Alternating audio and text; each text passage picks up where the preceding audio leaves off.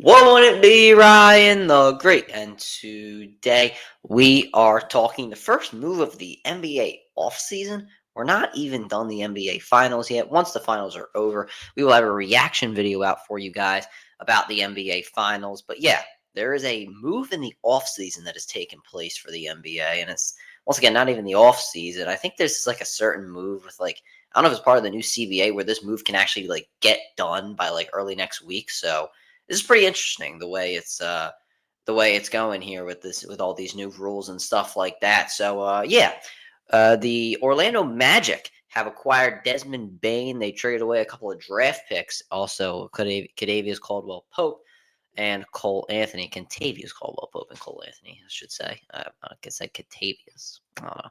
Regardless, they've traded them away and they've acquired Desmond Bain. Now a lot of people are saying, okay, well, these are way too many draft picks for a guy who's not even an all-star, but we're going to be breaking down this move for you guys. And yeah, we'll be breaking it down. And yeah, let's just get right into the video. But before we get right into it, guys, make sure you subscribe with your post notifications on. Go subscribe to my brother Lenny Gray Vlogs. Make sure you go subscribe to my second channel at Ryan the Combat Great. Make sure you guys go follow me at XR_RTG. Make sure you guys go find me on TikTok at RTG. Make sure you guys go listen to the latest edition of the CR7 podcast. Update for the CR7 podcast. Over the summer, we'll be switching over to WSJP's YouTube. We will not be continuing it on my YouTube, on this YouTube channel. We'll be going on WSJP's YouTube for the rest of the summer, and it's kind of how it's always been on WSJP's YouTube. So make sure you guys go check it out there. And yeah, make sure you guys go follow me on Twitter at Undergate Podcast.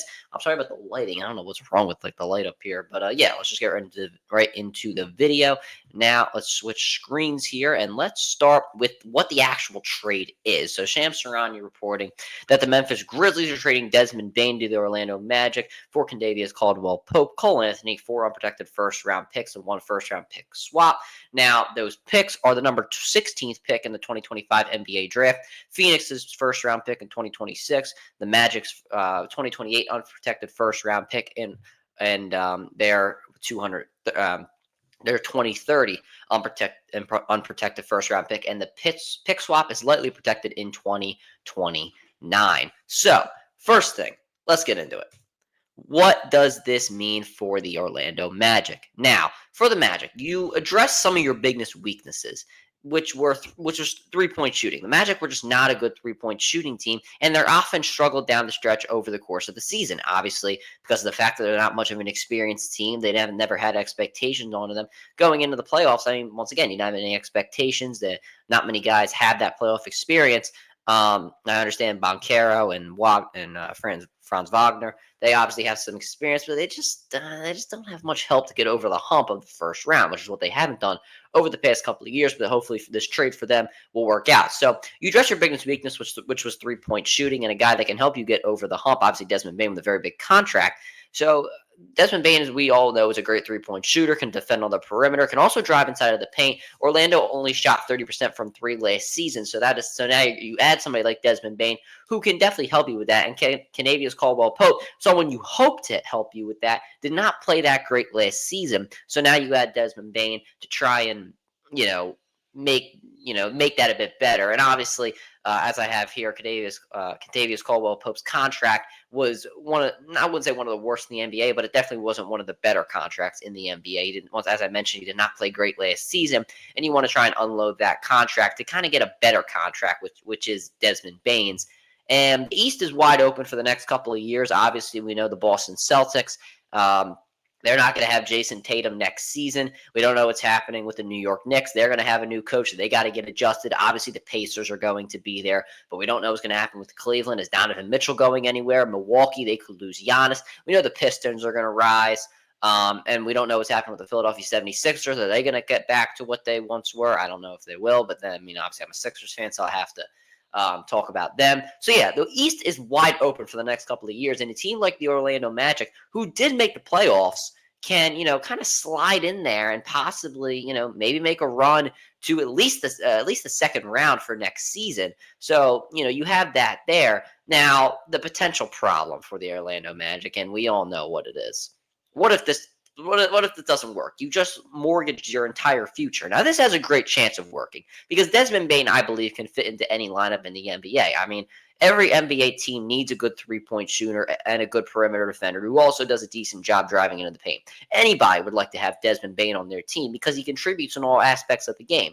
But what if the lineup doesn't work? What if you don't at least get to the Eastern Conference Finals in the next few years? What if you don't end up winning an NBA championship with this core? That is going to be a problem, and it's going to really hurt the Magic's future for over the next decade. So you really need to make sure that this move works. You really need to make sure that this lineup gets developed, and you at least need to get to the second round next season just to show that you're making progress. Because if you get knocked out in the third round or the first round for the third year in a row, then fans are going to start to have a problem here. And you're like, okay, we now have some expectations on us, and we're not really living up to these expectations. So let's get the ball rolling here. And you want to get it rolling with Paolo Banchero and Franz Wagner early in their career, and before you have to sign Paolo Banchero to a big contract. So you want to make sure that you get past the second round or the first round. So yeah, the East is wide open, and the Magic are definitely going to have a chance. I like this move for the Magic, honestly. Now, obviously, right now you can't really grade the trade because you don't know how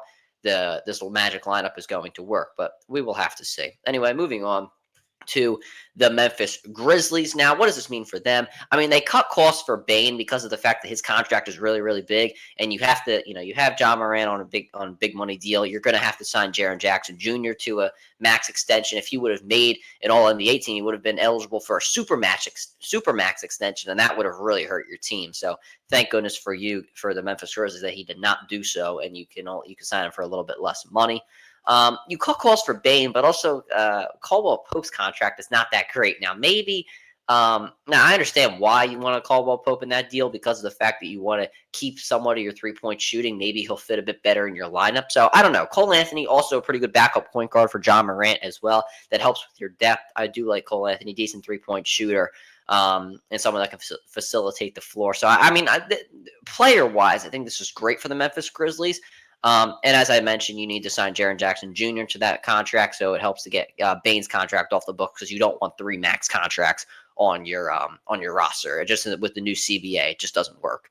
And then for the Memphis Grizzlies, I mean, these draft picks have potential to have really high value. If you go back to the initial trade, that 2026 Phoenix first round pick, that is going to be very valuable because of the fact that Phoenix is not going to, or they're not going to be a good team over the next couple of years. And that draft pick has a very, very high chance of becoming a very, very valuable draft pick, maybe in the top 10 or something around there. So if you are Memphis, you're praying that Phoenix has a bad year. And what if this trade doesn't work out for the Orlando Magic? What if they end up, being I don't know, I won't say a lottery team, but not like, kind of still being right where they are, like making the playoffs, but, just not really, just not really going anywhere. So that draft pick has an opportunity, or these draft picks have an opportunity to be very valuable in the sense that you can maybe get within, the 15, 16, 17 range in draft picks, and you can add some extra role players